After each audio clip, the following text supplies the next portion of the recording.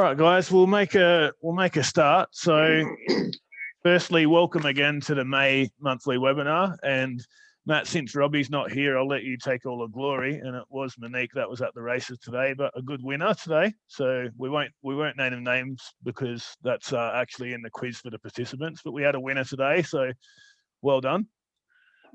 Yeah, it was fantastic. It was a great win, and nice to see the horse come off a layoff, and a great bunch of owners, which I was fortunate enough to meet a couple of them recently. So yeah, it was really good. And what we might do is we might get straight into these questions, Matt. So firstly, so I've got Peter Stanley, who's sent me 2 pages of questions. So thank you, Peter. Some really good ones there. Peter actually does a bit of breeding himself. So he says, first one's actually about jockey selection. He says, how do you select a jockey for a particular horse or race? And do you try and match up the jockey's riding style to the horse's race style in terms of distances, that sort of thing? Or is it just about getting the best jockey available? Yeah, thanks, Pete, for the question. In an ideal world, you do try and match what you think, a jockey's strengths. If the jockey has good soft hands on a horse that pulls, or you get an aggressive jockey that's able to persuade a horse, to do better, or a horse that gives a bit of trouble and hangs in a race, you need someone nice and strong on top. Or, you have someone that's a quiet rider, quite a brave rider. If the horse is, quirky beforehand or in the barriers, then you get like on-speed riders that are very good at racing horses, or riders that, like I said earlier, have soft hands and are great at switching them off. So in an ideal world, yeah, when we enter horses for races, we have a rider in mind. But in reality, unfortunately, a lot of these big name riders, get swept up and taken by stables that they have loyalties to, and etc. So we first start off with like who we would have in mind to suit the animal, and then unfortunately, if we can't get a person like that, then we start going down the list of the next best available person. Yep, fantastic. So hey, Robbie, we'll just say hello there. So hey, Corey, am I coming through okay? Can you hear me? Yeah, we can hear you perfectly. So we've only had the one question, so I'll throw the next question to yourself, Robbie, straight away. So this one comes from Paul Baker, and he says, and I've actually got a couple of different questions on this same topic. So at what stage in a horse's progression do you say, let's move this one on? Is it simply a decision that the horse isn't likely to make it at metro level, or is it a lot more than that? Oh, with the prize money these days in the country, some horses can still pick up good money. So a lot of it very much depends on the ownership group of each horse. Some of the bigger clients that have bigger portfolios of horses that aren't interested in country horses, you'll move the horses that aren't so good enough for metro races on pretty quickly. But a lot of people that partnerships, I should say, that are quite happy to go through the grade system and go through those country races and then progress to metropolitan when the horse is more mature. You'll keep those horses in the system longer.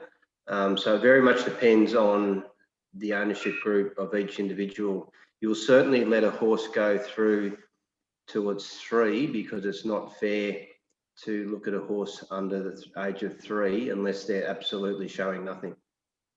Yep, and another one for yourself, Robbie, because obviously Matt's new this year, but this year we've bought many yearlings. This is from Peter Stanley again. This year there's been many yearlings purchased. Is this the highest number of young horses that you bought into the stable compared to other years?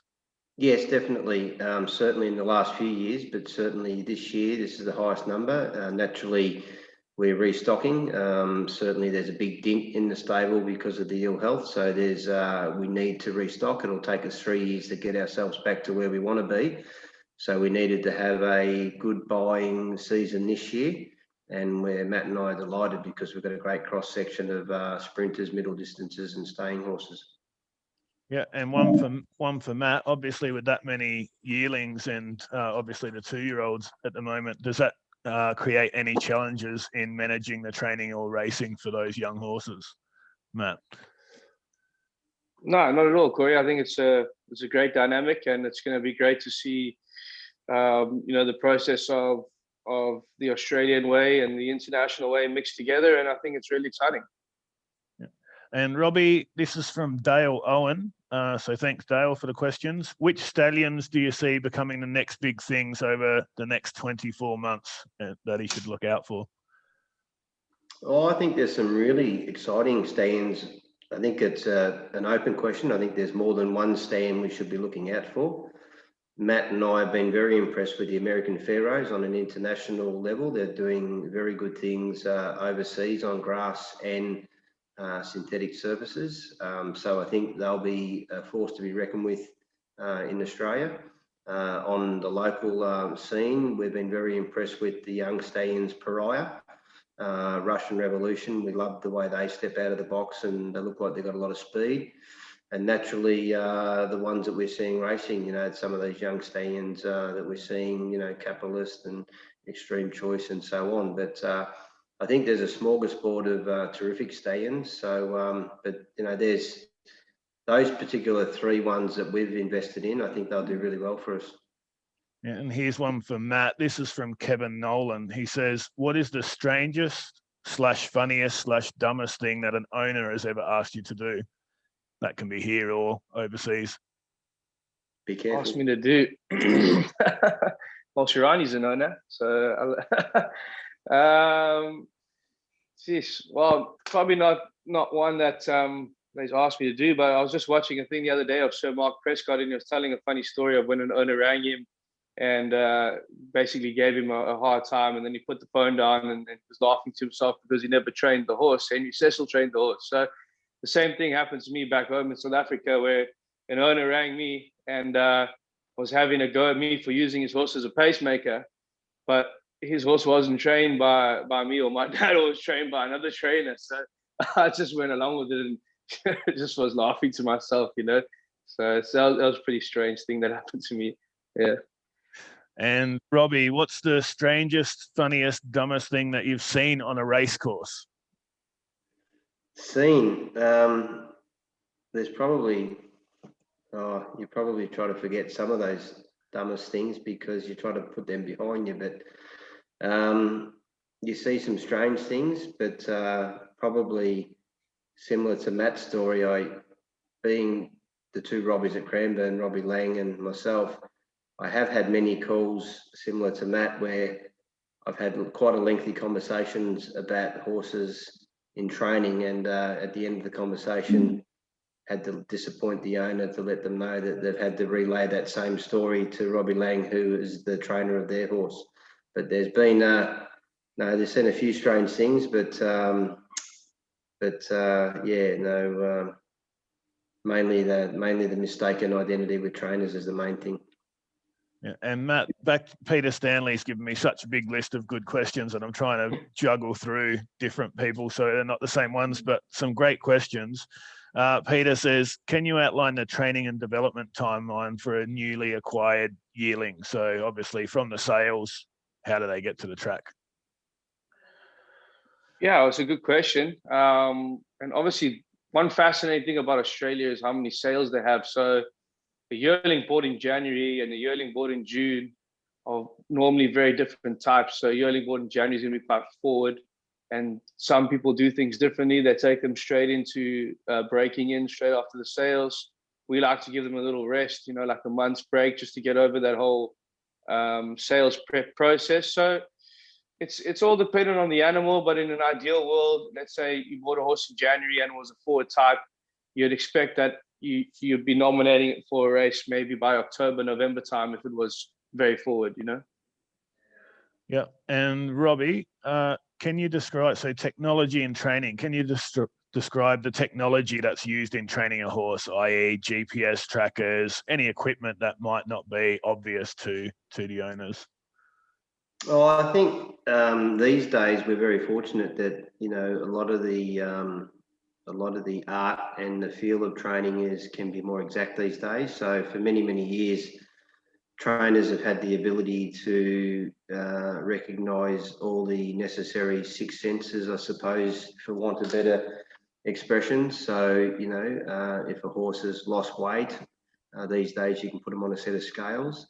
If a trainer thinks a horse might be a little bit anemic by, pressing their gums, or dehydrated by pinching their skin, they can now run a blood test.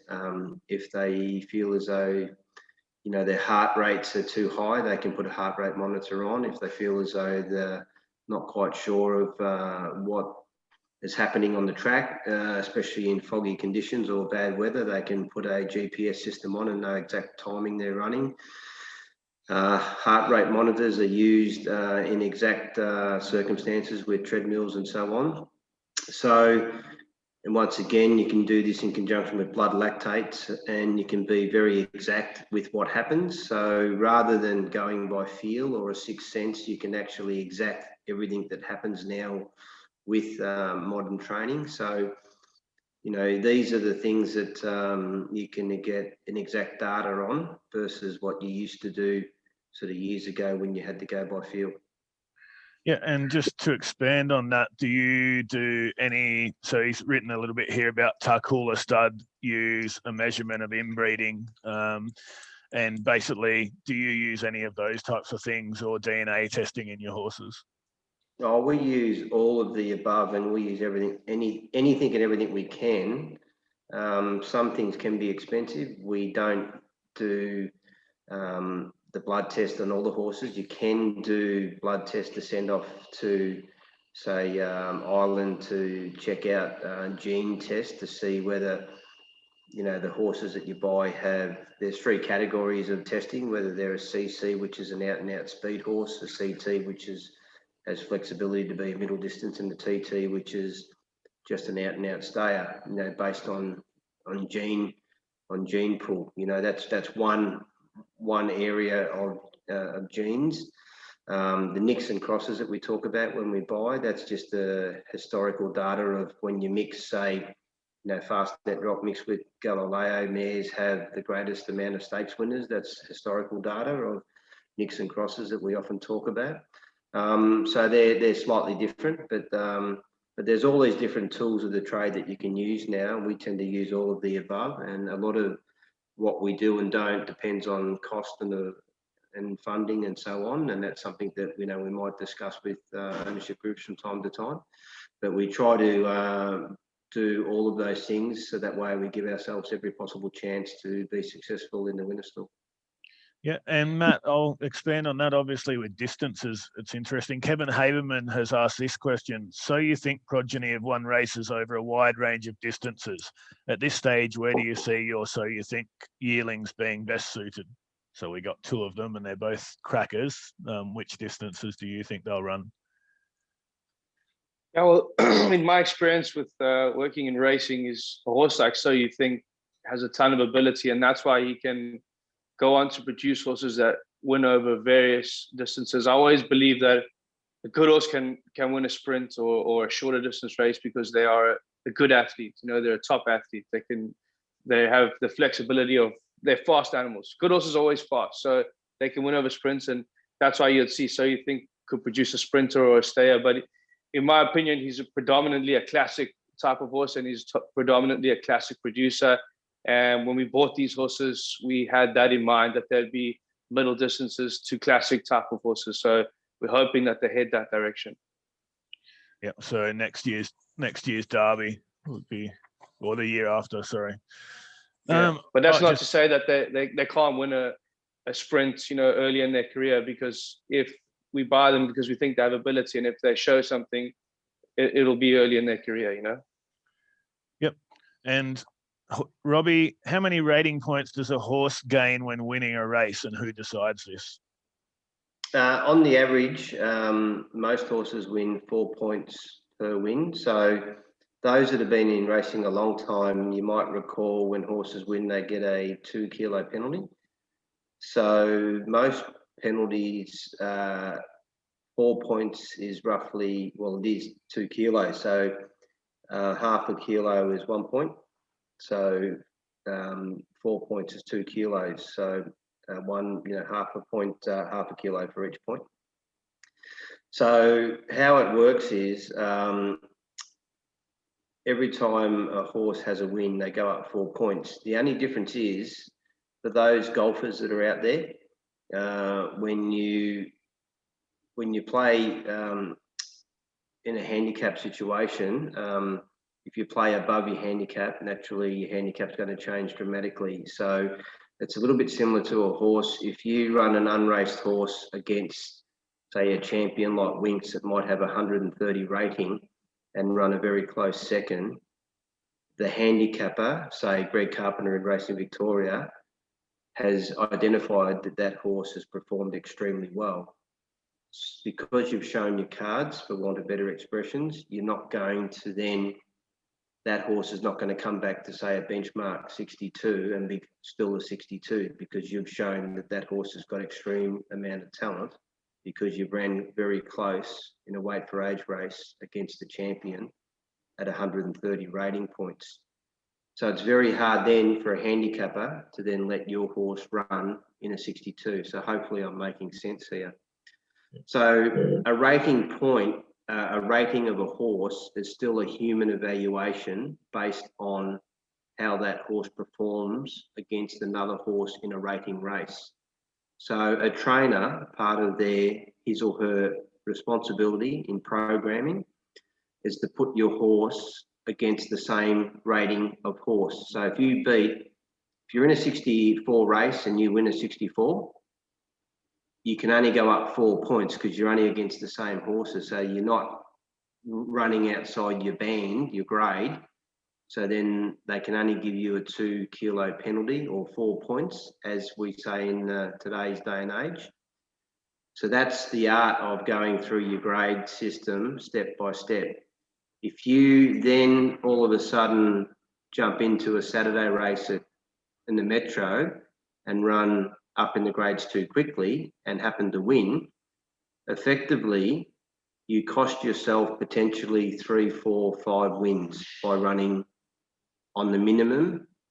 You might be running 20 points above your normal rating, which is 5 lots of 4, which could be 5 wins. I'm hoping I'm making sense here. That's how the rating system works in points. So if that's how the handicap and rating points work. So once you get your head around that, you'll find it easy to understand. I know it's a little bit of a long-winded answer, but that's how it works. No, it's a good question from Kevin. Thanks, Kevin, for that one. And we've got Matt, this one's for you. So why Australia when you already have connections in both Dubai and the US, where they have an abundance of wealth and wealthy owners at any given time? Yeah, it's a good question, Corey. When we were making a plan to move overseas, obviously Dubai is not a permanent structure because we're only racing during the carnival time. So that's 3 months of the year. And that's been difficult in recent times to get horses to Dubai from South Africa because of our quarantine restrictions. So when I decided that I wanted to, myself and Monique wanted to move overseas, I was 50-50 between America and Australia. But at the end of the day, we felt that Australia was a better option for us coming from South Africa because the racing is very similar. And we were coming here year in and year out, buying yearlings. So we understood the market share, we understood the racing, and we had a lot of connections and people that we knew. And when we made the trip over to come and investigate further the training facilities, then we fell in love with a place like Cranbourne, and the opportunity to work with an experienced person like Robbie arose. So all these things, fate, how it worked out, eventually led us to Australia. But Australia is the best racing industry, in my opinion, in the world. It's absolutely thriving. When you see America's having issues with gambling, England's having issues with stakes, Dubai, like I said, is limited opportunity because you're only racing really in the carnival for 3 months of the year, whereas Australia and Hong Kong, it's extremely hard to get into. So Australia is a land of opportunity, and it's definitely the place to be for the future of racing. Yep. And Robbie, here's one which goes back to the question about when's a good time to move a horse on. This one's from Chris Grigsby, and it's along the same lines, but he raises a concern. If trainers move on horses who are potentially not talented, how will the racing industry cope with thousands of unwanted racehorses in the future? Oh, there's a lot of work in that space. There's a lot of money spent in equine welfare, and Australia and I have had a racing stable, as everyone's well aware, for 25 years, and we've found beautiful homes for our horses for a long time, and a lot of them are winning blue ribbons in the show area. And you might notice in our magazine electronically these days, but even the hard copies, you'll see a lot of them winning and being pampered and having a great quality of life until they get, many, many years down the track. So there's a lot of space for horses to go into that area. They become nannies for younger horses. They become equestrian horses, pets. Like the horse on the screen there will become a breeding horse and so on. So our stable can't be responsible for where they all end up in racing, but each and every state and jurisdiction spend a lot of money and energy every year on where horses end up, so it's something that everybody is passionate about from top to bottom. So I do believe that there's a lot of money spent and a lot of good outcomes. Yeah. And I'll ask this one to both of you. So Adam West has asked, out of this year's yearlings you purchased, name the top 3 you're most excited about and why. Obviously, we've got so many and it's a hard question. So we might actually ask, out of the available yearlings, which ones you're most excited about, because that's obviously a little bit better for my role. So Matt, we'll start with you. If you just name 2 that you're excited about, and Robbie 2 as well. So Matt first. Yeah, Corey, definitely the So You Think we bought at the Premier Sale. The mare slips my mind, Corey. You'll be able to. Yeah, that's it. Yeah, and the Pariah out of We Betcha, the colt. I'm stealing all of Robbie's favorites, yeah. So he's gonna have none left after this one. And I actually like the other little Pariah we bought. I think it was out of Whirlpool, if I'm not mistaken. Yeah, Corey. Yep, that's the one. Yeah, those will be my 3. Yeah. Robbie? Yeah, thanks, Matt. Yeah, good on you. Yeah, you did steal my thunder, because what a lot of people mightn't know that, the So You Think, we absolutely loved him, because when we go to the farm, to follow them up from the farm all the way through, and plus my brother won the Group 1 Guineas on Alpha out of the family, and the Pariah we tried to buy as a weanling out of the paddock back on the 26th of August last year. Anyway, we followed him through the buy-in from Melbourne, but even the Russian Revolution out of Magnagem absolutely stepped out of the box of blue gum and just went whoosh. So she's one that I think that breed are going to be very, very quick. He's got all the ingredients, like the Magnuses. He won a Galaxy. Speed Stallions have been so successful right back since Star Kingdom hit the ground running in 1957 when the first Golden Slipper was run. Speed Stallions have been brilliant in Australia for so long. Her half-sister's decent too, Robbie. Sorry? Her half-sister's half decent as well. She's a really good filly, Flower Duet. She's showing really great promise.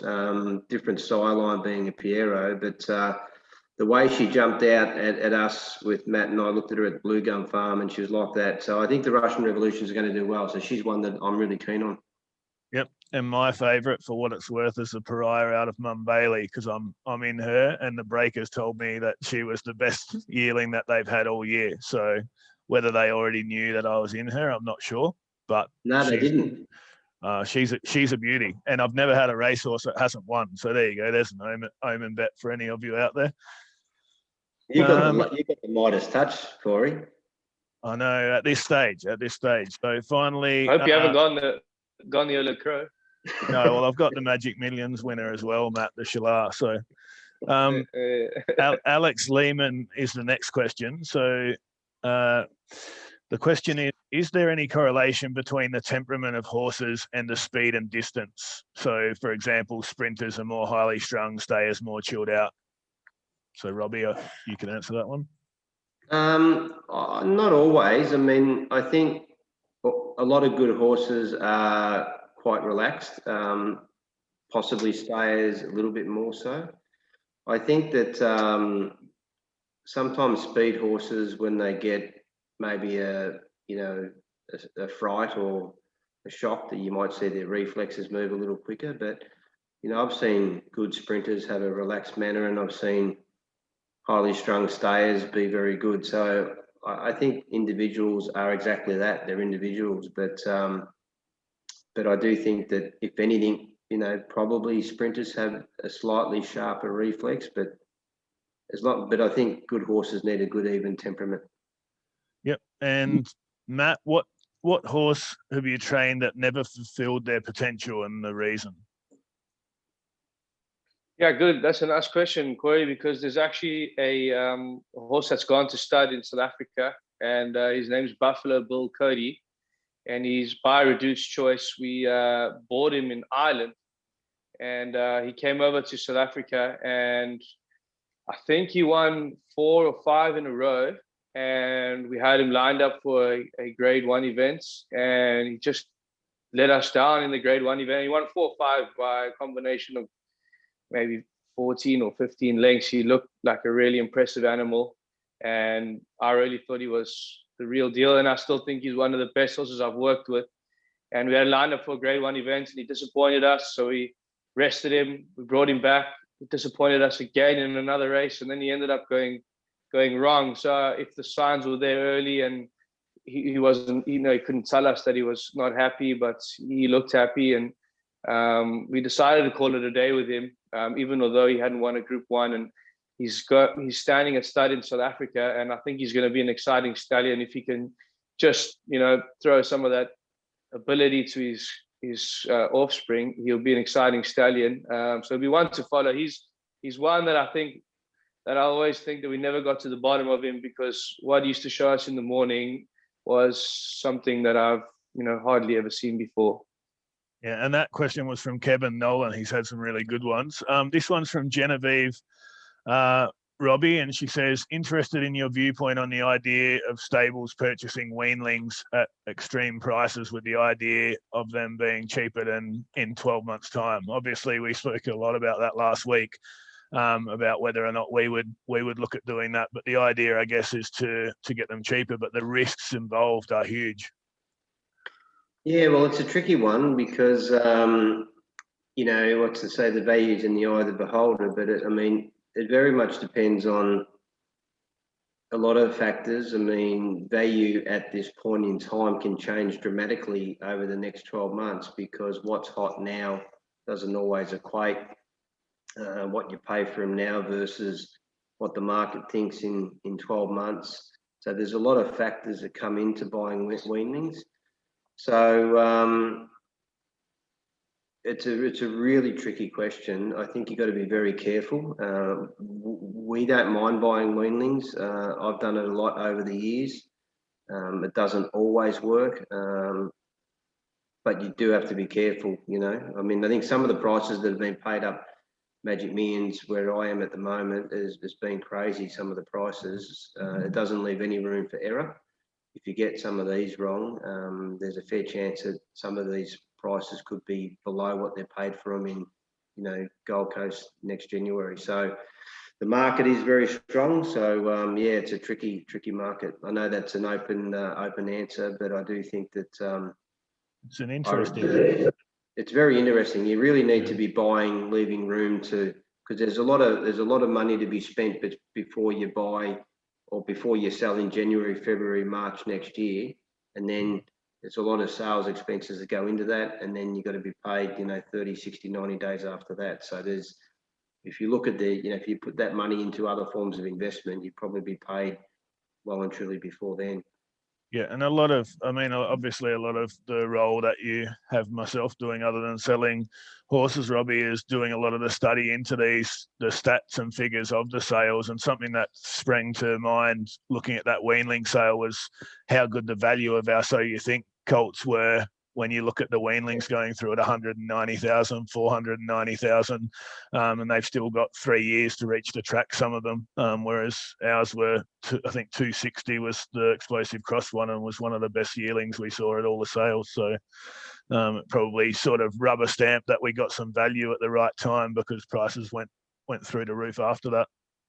Well, I think that what happens is, I think Melbourne Premier has always been a very good value sale because with Easter, you know, one of the So You Think sold for $1 million at Easter. So riding off the back of that, you know, people are now paying prices well and truly, you know, right up there.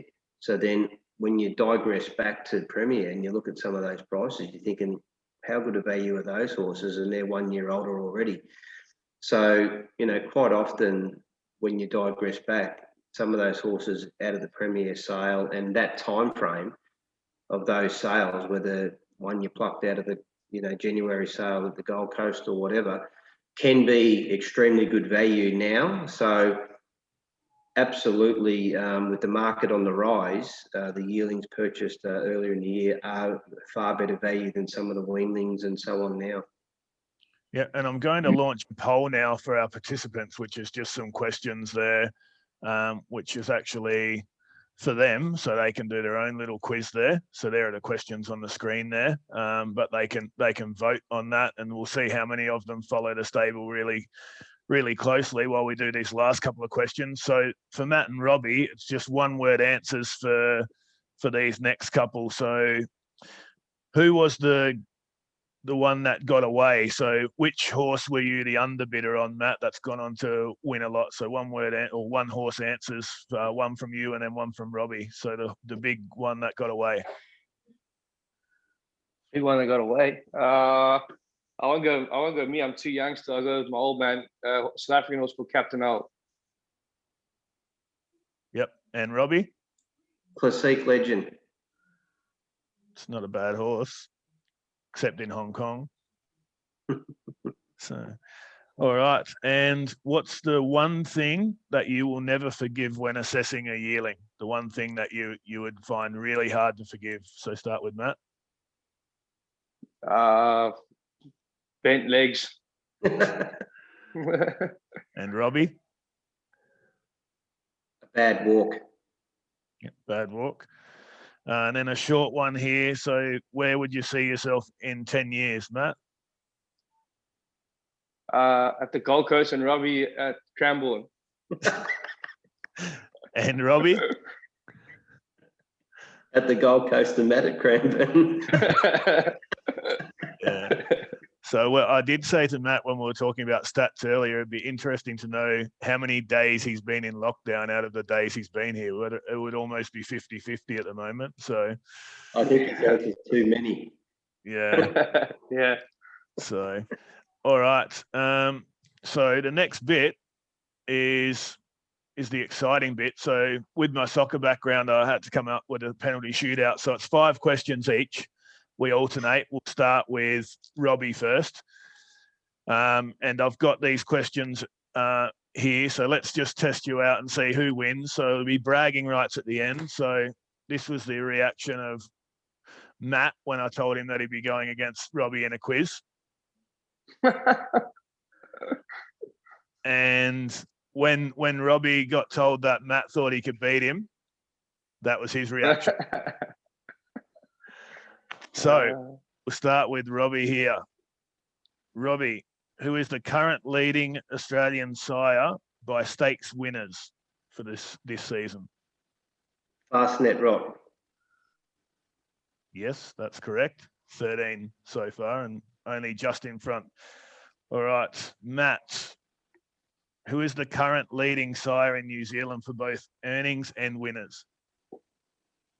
It'll be Savaville. Yep. So 1 each so far. So I'll have to keep a tally at the bottom of my page here. Robbie, Matt, excuse the couple of minutes there, guys, while I sort this out. All right. Question 2, Robbie. In which year did Mike deKock win the Hong Kong Champion Mile, and with which horse? 214 Variety Club. Whew, not bad at all, Matt. He's some pressure early here. Variety Club is correct. 2014. Mine, just for those watching, I gave them the subjects, but the questions I tried to keep to myself here. In which year? All right, here's one for Matt, based on Robbie's. In which year did Robbie win the Group 1 Newmarket Handicap, and which horse? I think you get the horse easily, but which year? This is a pretty easy one. The quarterback in 2016.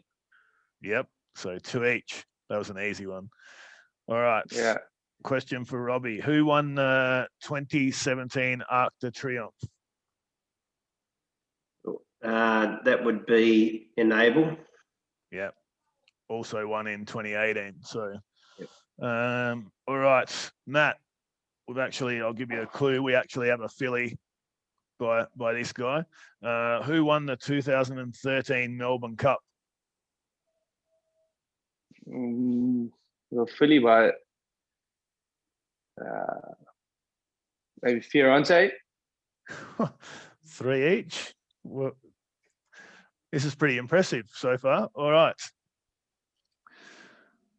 We'll make it a bit harder. One for Robbie. Who is the sire of multiple Derby winner Explosive Jack? That would be Jackleberry. Yep, winner. And Matt, who is the sire of Crosshaven? Crosshaven. He's a Smart Missile. You blokes are kidding me. 4 each. Good work. All right, let's make it harder.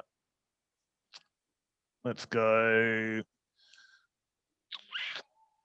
One, who is the highest earning Australian racehorse by hallowed crown? Robbie. By hallowed crown? Yeah. By hallowed crown. I reckon you got me here. Think the blue silks. Think the blue silks and Sydney, and likes the wet. Yeah. I know the Dolphin horse, but I'm trying to think of its race name. Hallowed crown. Oh, Matt, we might have him. The Varviennis, what's his name? The good Godolphin horse, but it's not him because he's the import. I'm trying to think of the other Godolphin. It'll come to me in a minute. I'll time out. I'll get the buzzer. Done. All right, Matt. This is it. This is the win. This is to win it. This is for the win. DeKock's going to get me here.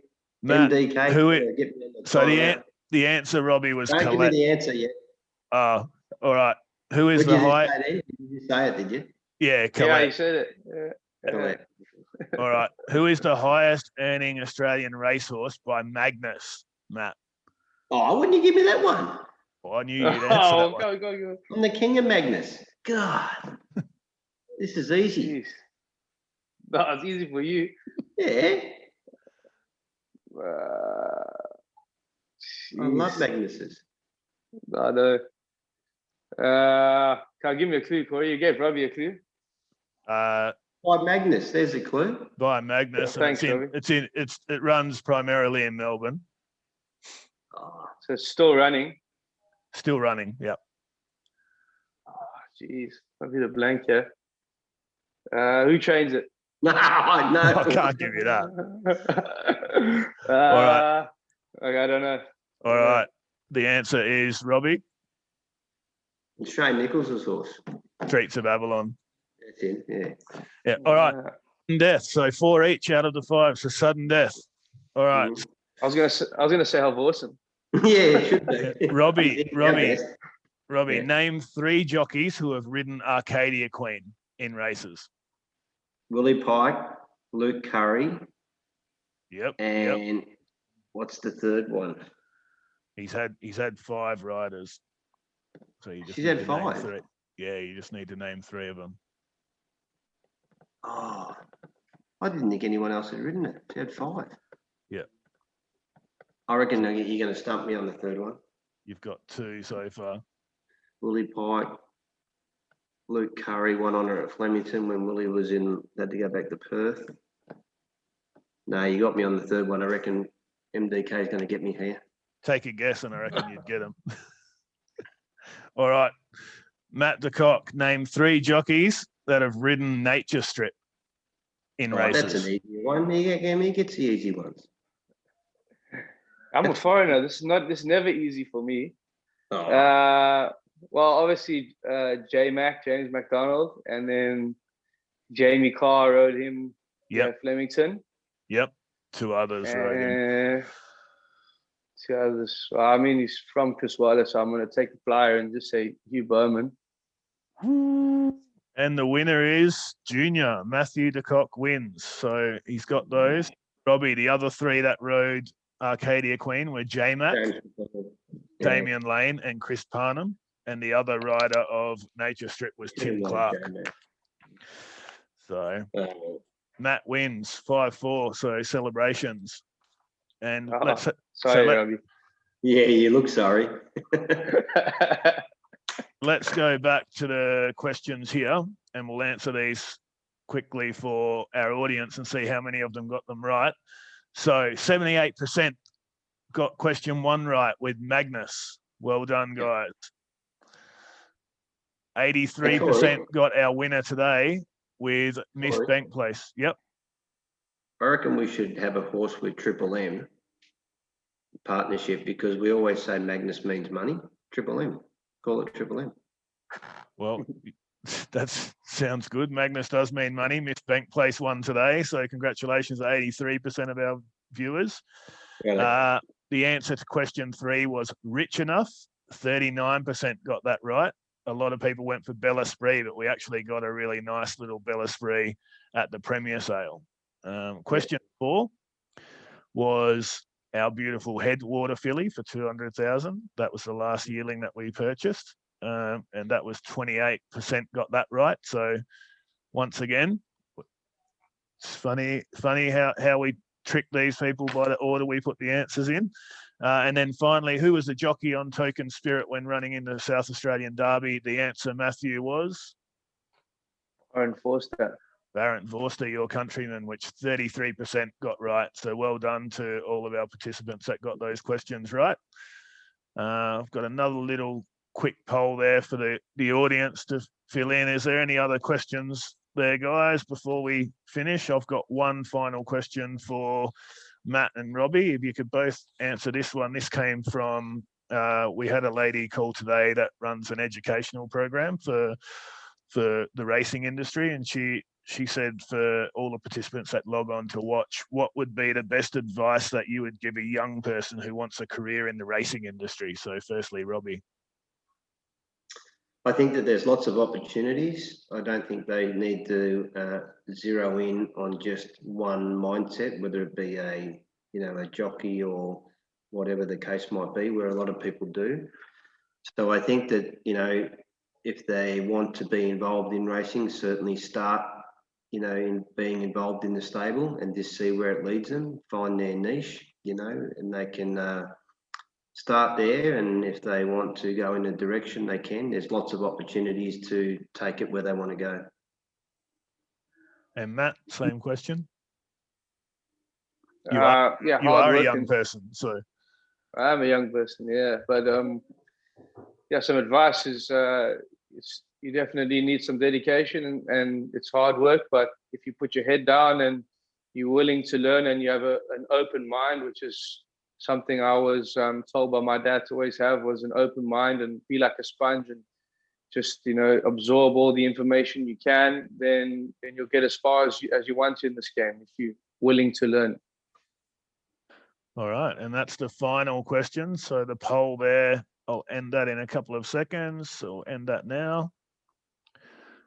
And all I'd like to say is thank you for everyone that joined us. Hopefully lockdown, if you're in Victoria, hopefully lockdown doesn't last too long. And if you're bored and you're not sure what to do, then buying a share in a racehorse might be the way to go.